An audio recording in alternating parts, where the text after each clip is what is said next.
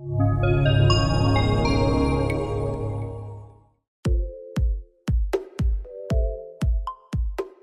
this is Vedant and you're on influencer.life. Welcome to a new episode for Content Publishing Masterclass Part 1. In this episode, we'll be teaching you some transactional but important aspects of publishing your content on social media.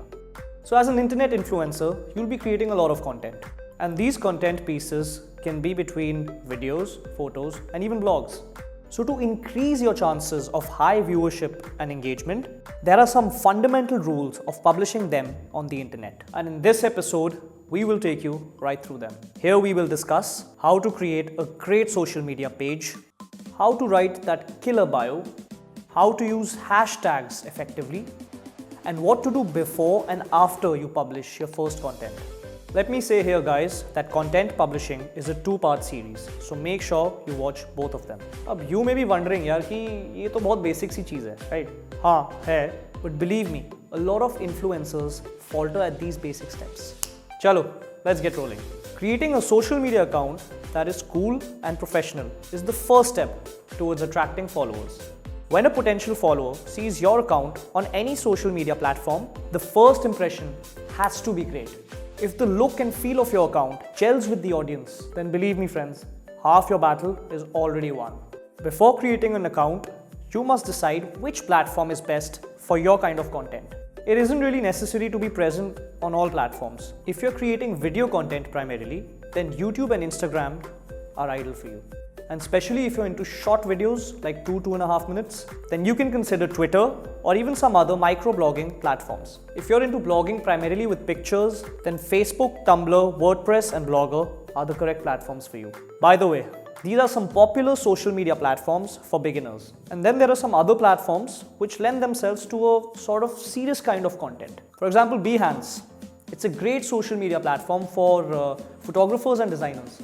In this video, we will discuss the tricks in opening and maintaining a great looking profile on any social media platform. But for the sake of example, we will focus a little bit more on Instagram, but the points that I make here will be largely applicable on all social media platforms. Okay, then let's get started. Instagram is actually the most popular platform to join these days. It is organic and it is visual. Instagram is used by so many people that if you're not on it, it's like you don't even exist. Seriously, I mean, for me, I can't imagine my life without Instagram. It's a great starting point for your influencing journey for sure. To build a great Instagram account from scratch, you need to keep track of the following points. First, download the Instagram app, obviously. Then once you open the app, you have the option of putting in either your email or phone number. Best is to put in your phone number as it immediately establishes your credibility. Once you key in your number, name and password, it will ask you to create a username. Your username is going to be your Instagram handle and your Instagram handle is going to be your identity. By viewing your user ID, people get a glimpse of the content that you've been publishing on Instagram. And by the way, अपने Instagram user IDs को थोड़ा unique बनाओ, like हटके. After all, who doesn't want to stand out from the crowd when you want to be an influencer? Having a differentiated or a sassy username definitely works to grab the attention of new users on your Instagram account. And obviously, उसी से आपके followers बढ़ने शुरू होते हैं. You should obviously pick a user that is very cool and easy to remember, and most importantly, that represents your personality online. To create a great Instagram handle, ask yourself these questions. Who is my target audience? Like age, location, etc, etc. What is the kind of genre of your content that you want to go for? Like fashion, lifestyle, travel, so on and so forth. And lastly, what is the type of content that you want to go for? Like pictures, videos, or both. And after taking all of these into consideration, then come up with a username. एक बात बताऊं, हर किसी को अपने exact name का user ID नहीं मिलता. So choose from nicknames or even self-worded names. That works better. When you choose a username, Instagram automatically adds an @ symbol before your name. And that, my friend, is called your handle or address of your profile. And please note that a username or handle is unique to each one. For example, if you change your handle, then Instagram holds it for 14 days and then lets it go. Initially, you can try out a few Instagram handles to see which one works for you in terms of attracting followers. But guys, as soon as you touch 1,000 or 1,500 followers, then do not change your ID. और सबसे अच्छा क्या हो सकता है पता है? That you create the same ID on all social media platforms. then you become a brand. And user IDs that are difficult to read and remember, जो याद नहीं रहने वाले, please मत करो, don't. एक और चीज़ बोलूँ क्या guys? Like seriously, ये मोनू, गोल्डी, सोनू, बबली इस तरह के नाम मत डालना यार सोशल मीडिया प्लेटफॉर्म्स में प्लीज। नहीं मतलब इससे तो लोग भाग ही जाएंगे, आना तो दूर की बात है। Once you create your username, Instagram gives you an option to link your Facebook account with it too. If you've already created a Facebook account that already has a lot of your personal pictures, then ideally you shouldn't link it. I mean, internet influencing के लिए और brand work के लिए थोड़ा distance रखना अच्छी बात है। Okay guys, so I think with this much of information, you're ready to start your Instagram journey now. Once you've created an account, the next critical step is to include a profile picture, which is also known as display picture, DP. Did you know that most people draw conclusions of your personality just by looking at your DP? And it doesn't even take a second to do that. So if you want to make a good impression, then really work on your DP guys and make it shine. The first rule of creating a good DP is to put your own face out there. Please don't put abstract objects, divinity, scenery, or even pets. For all those beautiful looking boys and girls, use your personality na, and please don't be socially awkward. You know, showing your face builds a kind of trust with the audience. So put your best foot forward and give a great mugshot with a smile. Make sure that you have a neutral and uncluttered background behind your face, and maybe even get clicked by some professional photographer for some great headshots. Acha, and sloppy selfies are a big no-no. Another common profile picture mistake is to show too much of your body and too little of your face. अरे यार कोई बहुत अच्छी photo है तो crop कर लो. Make sure that more than 70% of the frame is covered with your face. Remember that Instagram displays your picture inside a circle. So you have to be careful that your face is right in the center of that circle. By the way, a great way to enhance your DP is to include a prop. For example, if you're a photographer, then use a camera. Or if you're a painter, then you can use a brush. Once you create a cool handle and a cool profile picture, the next step is to create your bio. Instagram bio is literally your calling card, portfolio and website page all wrapped into one. Your Instagram bio is one of the best ways to convert your visitors into your followers. As an influencer, your Instagram bio should explain just about what you do in a few sentences or few bullet points. A new visitor should feel compelled to press the follow button after reading your bio. जैसे कभी college में अपना intro दिया है, देखा ना कैसे seniors are so impatient, बस वैसे ही अपना बायो रखना है. Did you know that your name field in your bio is completely separate from your username? It's indeed a valuable search engine option feature, which not many influencers are aware of. You can always customize your name field to your advantage to get discovered more easily on Google. Using targeted keywords in your name field is a great strategy for you to become more discoverable and popular. For example, if you're a travel blogger, then use that in your name field. So next time when someone searches for a travel blogger, your name will definitely pop up before others. So even the location matters. I'll explain how. Say for example, I'm a travel blogger and I've included that in my name field. And then someone searches for a travel blogger in, let's say, Delhi, Chandigarh, Mumbai or Pune. Then I have a better chance of being discovered as compared to someone who hasn't used these search words in their name field. The next critical thing to do is tag related accounts and include hashtags in your Insta bio. This is important because the URLs, hashtags and usernames used in your bio ultimately become clickable. For example, if you're a travel blogger and you have a website, and if you include that website in your bio, it becomes so much easier for you to get your followers from Instagram directly to your website. Now let's move on to Instagram story highlights, which appear directly under your bio and plays a standalone story when someone taps on it. Use this like a movie trailer from your actual Instagram feed. And yes, don't forget to add your contact details in your bio. You never know when some brand wants to get in touch with you for some major collaboration. So in this section, we have seen how to open a great social media account, taking Instagram as an example. So like I said before, the basic points about unique handles, profile picture and bio are pretty much standard on all social media accounts. बस कहीं पे उनके नाम बदल जाते हैं, but काम same रहता है. Okay now, so taking it further, it's over to Shubham. Hi, my name is Shubham. Let's continue this episode of Content Publishing Masterclass 1.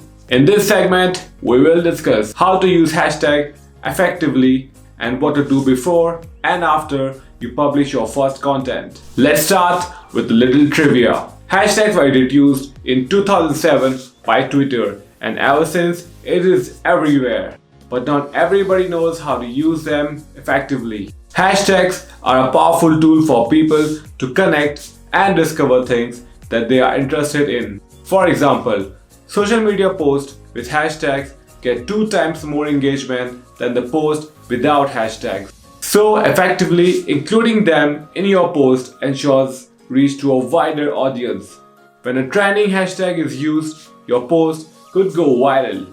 Obviously, you got to publish the right content at the right time. The first rule of hashtag is use no more than 2 hashtags in one post. Your engagement will drop if you add too many hashtags in your post, which makes it look very cluttered. Too many hashtags also makes one look like confused soul desperate for attention. Too many hashtags make a post look like a spam. By the way, hashtags are clickable links. So more the hashtags in a post, more of the chances of a potential followers to click away from your post.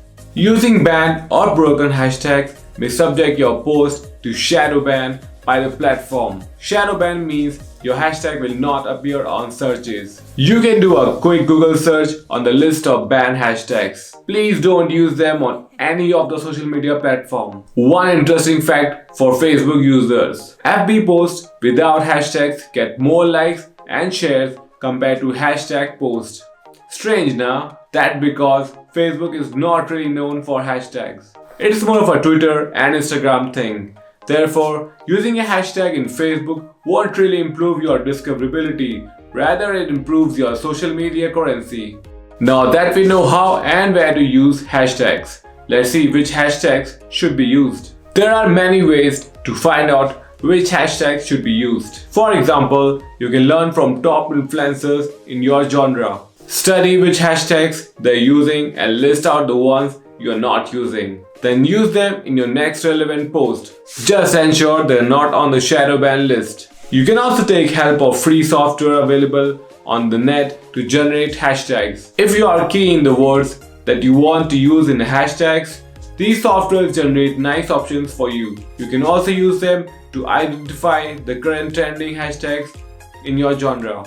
Here is how you can get the most of the hashtags. Plan content for big events and festivals like Independence Day, Valentine's Day, and others in advance with hashtags that go well with these events. Okay, that is enough about hashtags. We will discuss about it in Content Publishing Masterclass 2. That brings me to the last topic of this episode: what you should do before and after you publish content on social media. This is valid for publishing your subsequent post as well. By now, you know how to create a great social media account and how to use a hashtag. But before you publish that great content of yours on the net, here's what you need to ensure. Proofread your text before publishing. Spelling errors are a big turnoff. Giving credits where due for borrowed materials, information, and data is a good idea. Following posting etiquettes for each platform. Yes, there are certain protocols that you must follow before publishing your content. Publish photos and videos that you have taken or have right to share. Don't use third-party apps to publish content on any social media platform. There are many apps that seek permission to publish on your behalf. Please avoid them all. Okay, now you're ready for publishing your content, and once you publish the content, the real fun begins. Irrespective of your content type or genre, you're likely to get responses on social media. The responses can be good, bad, or ugly. Responses are good when viewers of your post like, share, subscribe, and comment positively. For such good responses, it is your moral obligation to reciprocate by thanking them. In the initial days, respond to each good responses individually to create a base. But all the responses are not going to be good. Some of them are going to be really nasty, as the world of internet is highly polarized. You are not obliged to respond them, but under no circumstances start an online spate. Best is to disarm the troll with humility. Say something like, "Sorry, you didn't like my post, we'll try to do better next time." This way, you can retain the followers despite disagreement. Sometimes the comment can get really personal. Feel free to delete such responses from your timeline and block such people. Apart from the responses, other things to monitor after posting is response type. If people are only liking your post and there are hardly any comments or shares, then your post is average. It is not evoking enough emotions among your viewers to engage with you by commenting or with others by sharing. Such analysis in early days will help you to improve your content. Your ultimate goal should be lots of shares and comments, not just customary likes. By the way, people who comment and share your content are your early followers. Please humor them with your time and responses. Last but not the least, don't be obsessed with your first post. When you are relatively unknown, likes or comments do not measure the quality of your content. So remain positive even if the initial post bombs. Similarly, don't sit on your laurels if the first post becomes very popular. You should treat the success as extra responsibility on you to come up with even better content. Okay guys, that brings me to the end of this episode. Hope you have learned something useful today and that will come handy while publishing your content on social media. We at Influencer.life are committed to make you successful. So take maximum advantage of our courses and be a rocking social media influencer. This is Shubham signing off. See you soon.